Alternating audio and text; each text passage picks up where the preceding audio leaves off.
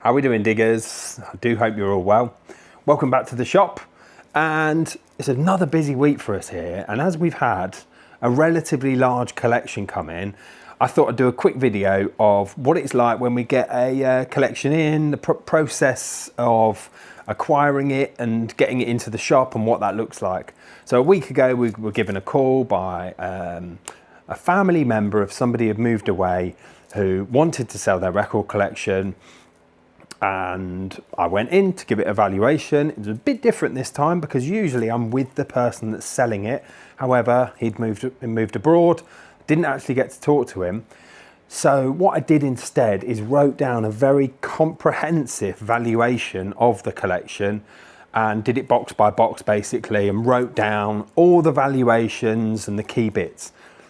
Now, as I'm looking through, condition isn't brilliant. It ranges massively. There's some near mint, there's some right down to poor, there's even a couple that are smashed. So, you know, condition is very varied. That is the ultimate key when you're buying a collection. However, there were a few big albums and big 12 inches in here that I just thought, I really want to rescue these and get these back into circulation. So that's what kept me thinking about it. Anyway, put in a valuation, put in an offer, and get a call a week later to say, yep, they'd like to accept that. And I think it was a very, very fair offer considering the condition and considering that not all of it is hugely sellable. There's a lot of long selling records in here that will take me months, if not years, to shift. Even listing them online, there's some niche stuff. So we've got electro, bit of drum and bass, bit of jungle, bit of ambient stuff. Well, should we have a look at it? It's easier that way, then you can make your own mind up, can't you? So, here it is. Bit on the floor there, and then all these boxes. The first thing I do whenever a collection comes in is I don't think about pricing, I don't think about cleaning, I don't think about anything. I just spend 10 minutes having a look through, connecting with the collection, and just thinking, okay, I am now the custodian of all this music, and this music has been loved and enjoyed, and in this case, probably DJ'd and played out and made a hell of a lot of people happy, and now it's my turn to do the same. And I love that. It's a pretty privileged position to be in. So I love that opportunity. Oh, I'll come back to that. I'll show you that in a minute because that's cool. It's a great opportunity in sweet harmony, in sweet harmony. Yeah, it's a great position to be in, to bring this stuff back into circulation. Like I say, as I'm flicking through, there's a few that I go, yeah, that's hard to come by, or that's a rarity, or that's a big hitter. Those will go, but then there's loads and loads, as you look through, of stuff that is probably going to sit around forever, possibly. Anyway, that's what I do first. And I always stick some on the turntable, and we always play whatever is in there. And I haven't found a genre yet that I haven't done that with and enjoyed some parts of the collection. Now, like I say, across the board in this collection, the mainstay of it is electronic music from 88 to 94, with a few bits either side. And there's a big range. There's hip hop and rap. There's electronic, ambient, lo-fi stuff. There's some nice jungle, some nice drum and bass bits, some classic floor fillers. I got 2 turntables and a microphone. Yeah, there's all sorts of exciting stuff in here, and it's this is like an absolute time warp for me. I feel like I'm back at a school disco because this music was all around at the time when I was very impressionable and just making my ways into music and that sort of stuff. And some of this I was probably, to be honest, a bit too young. I missed kind of the boat on a lot of this stuff. But I do remember it. And I remember my first early raves and things like that, and nights out listening to this sort of stuff. I did spot in this box some stuff that was very reminiscent of my youth. Yeah, I did find a few bits. Let's just have a little look through this box then. I'm a dreamer. Yeah, loads of stuff in here. And it is a bit of a mixture, like you just saw. There's a bit of Bacharach and cheesy, easy listening. I think what happened is at some point, the collection got got mixed in with another family members or something like that. Yes. So, oh yeah, what a tune, love that. So yeah, I should have done a disclaimer at the start of this video, isn't it? That if you don't like 90s hip hop, drum and bass, and that sort of stuff, then this probably isn't the video for you.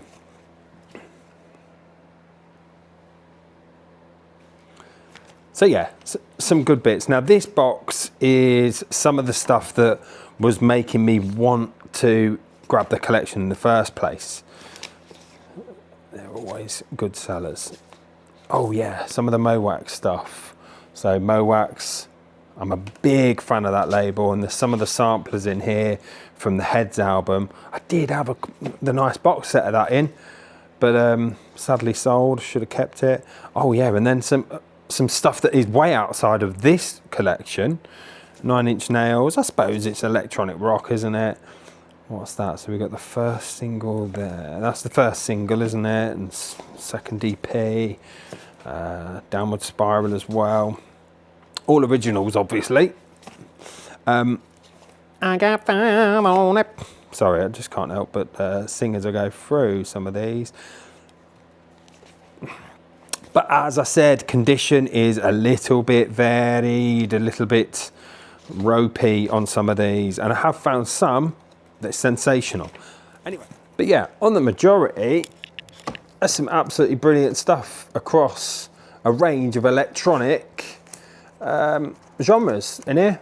So I'm chuffed, and I'm gonna have a lot of fun playing lots of these bangers in the shop over the next few days. So, oh, Ninja Tune as well, anything on that is good. And then yeah, down into this box here, a few on the floor. That's a good one. Square Pusher, yes. Quite a bit of Beastie Boys and Prod, and these always sell well. Electro albums, oh yes, that's a big boy. That's a big boy. So yeah, an exciting lot to go through. The biggest thing that was the biggest pull for me was these two albums here. So we've got Chill Out, KLF 1990, White Room, KLF 91. Really, really hard to find. Well, they're not that hard to find. They come up. If you want to go online, you can buy one right away. But people sometimes charge silly money. And this one's probably, I don't see this as often. This is harder than the White Room. But I would say these are tricky albums to come across, and they're highly regarded, and people want them. So they will sell really quickly. So that's a decent way of getting some of the capital back. And like you see, there's plenty of decent stuff in here. I did want to really quickly show you. Let me put you down quickly. And I'll just show you this one. So like I said, condition was pretty varied across the board. I'm going to give these a clean up today. I'd probably say we're lucky if they turn out to be VG Plus players. I have given that a spin. It plays really nicely, but it has got marks on it. So condition wise, really makes a huge difference. Although I did find one really beautiful album, which still comes in. He obviously went on holiday at some point, or came over from America and bought this. So Crow's Nest Music, Chicago, Naperville, Crest Hill. And in here is a completely unplayed copy of this beauty from the Beastie Boys. So really chuffed with that. 1995 original on Grand Royal. Well chuffed.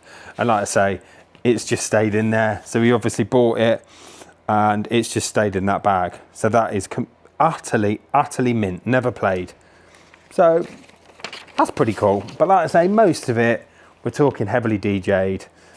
It's going to be, you know, VG. Yeah, the inner's in there. It's going to be like VG, some ranging poorer than that. As long as they play, then they still go out in the shop, but they just go out for a lot cheaper, and people can put some bits in their collection for good value. But all in all, a really interesting collection that I'm really looking forward to going through now and sorting and getting everything in place and then getting it out into the shop as quick as possible, really. So stay tuned if this is your sort of stuff. Be hitting this weekend. I will see you next week for another video. Don't know what we said we'd look through the rarities box, didn't we? Probably do that.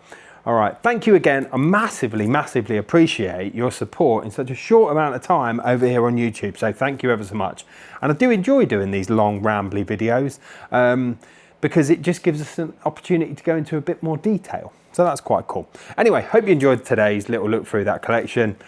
See you soon. Cheers, bye.